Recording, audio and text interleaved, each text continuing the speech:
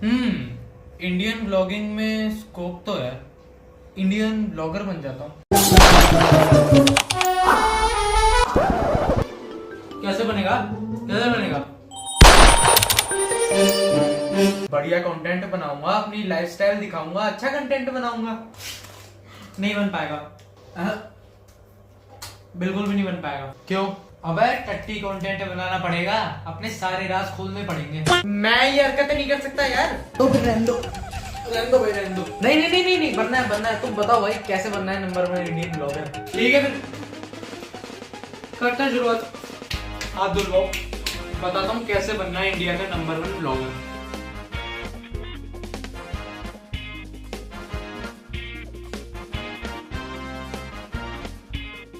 तो पहला स्टेप, बेकार कंटेंट बनाओ जो कि एकदम ब्रेन रॉट हो। पर ये ब्रेन रॉट कंटेंट होता क्या है बताता हूँ। हाँ, ये ब्लॉगर्स का कंटेंट एकदम ब्रेन रॉट कंटेंट होता है।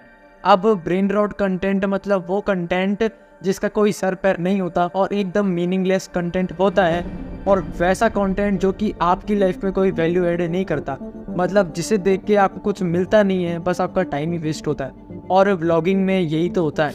नहीं, सारे व्लॉग्स ऐसे नहीं होते, कुछ व्लॉग्स अच्छे भी होते हैं, जैसे कि ट्रैवलिंग के व्लॉग्स, क्योंकि उनमें आप ज़्यादातर नई जगहों के बारे में जानते हो और आपको उन जगहों की इन्फॉर्मेशन मिलती है ताकि आप भी उस जगह पे आगे चल के घूमने जा पाओ।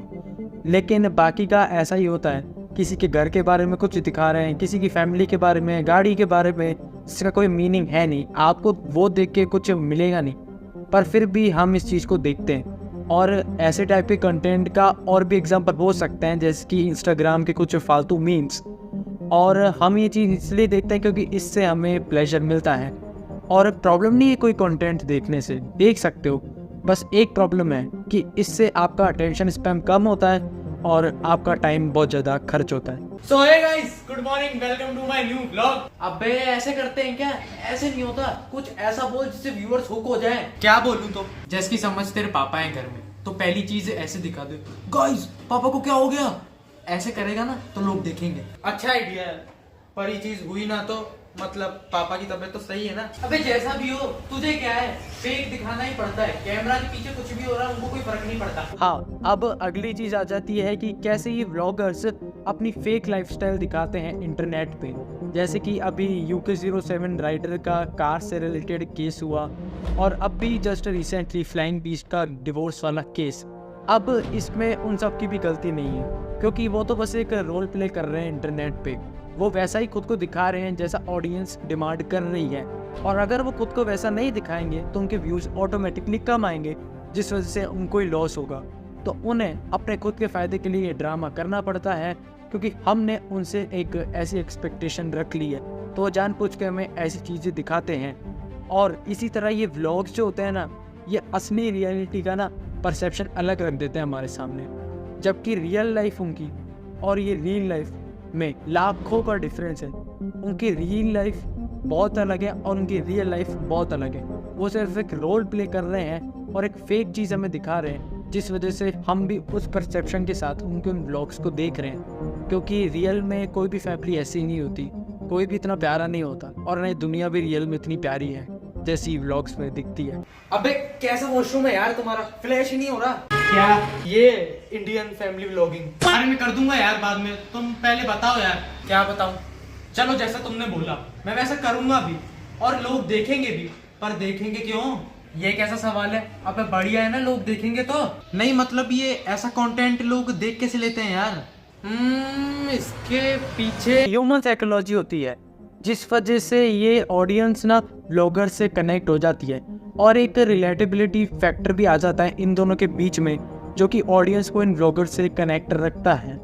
अब जैसे कि जो व्लॉगर होता है वो अपनी जो भी चीज़ें दिखाता है अपने व्लॉग में, जैसे कि वो कहीं घूमने गया या उसने कोई नई गाड़ी ले ली या कुछ अचीव कर लिया, तो ऑडियंस को लगता है कि उन्होंने भी कुछ कर लिया, वो भी उसके साथ कहीं घूम लिए या उन्होंने भी बहुत बड़ी चीज़ अचीव कर ली, जबकि एक्चुअली उन्होंने कुछ करा नहीं होता है। पर वो एक कनेक्शन बना लेता है एकदम फैमिली जैसा, जिस वजह से उन्हें भी लगता है और वो एक रिलेट कर पाता है उनके साथ, क्योंकि उनकी भी फैमिली होती है और उस व्लॉगर की भी फैमिली होती है। तो व्लॉगर अपनी फैमिली को जब दिखाता है तो वो उनकी फैमिली से भी अपना कनेक्शन बना लेते हैं। उन्हें लगता है कि बस हम भी इनकी फैमिली का एक पार्ट हैं और उनकी फैमिली भी हमारी फैमिली का ही एक पार्ट है। और इसमें व्लॉगर की भी बहुत ज़्यादा गलती है, क्योंकि वो अपनी ऑडियंस को ही एज अ फैमिली करके बताता है, जबकि पूरे 24 घंटे के व्लॉग में से वो 10-15 मिनट की चीज़ दिखाता है और घंटा ही वो उनमें से किसी एक को भी जानता होगा। पर इंटरनेट पे सबको फैमिली बताना है, और फिर अगर उसके बाद उसके साथ कोई कांड हो जाता है या कोई प्रॉब्लम आ जाती है तो फिर वो इंस्टाग्राम पे पोस्ट कर देता है कि social media is not a place to discuss family matters. चलो भाई, ठीक है भाई, चल रहा हूँ मैं, ठीक है ना। थैंक्स भाई, लव यू भाई, बाद में मिलते हैं कभी। ओके, थैंक्स भाई, लव यू भाई, थैंक यू।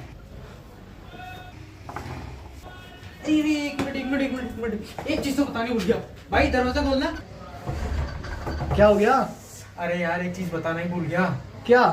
इस ब्लॉगिंग इंडस्ट्री की एक डार्क साइड भी है। वो क्या है?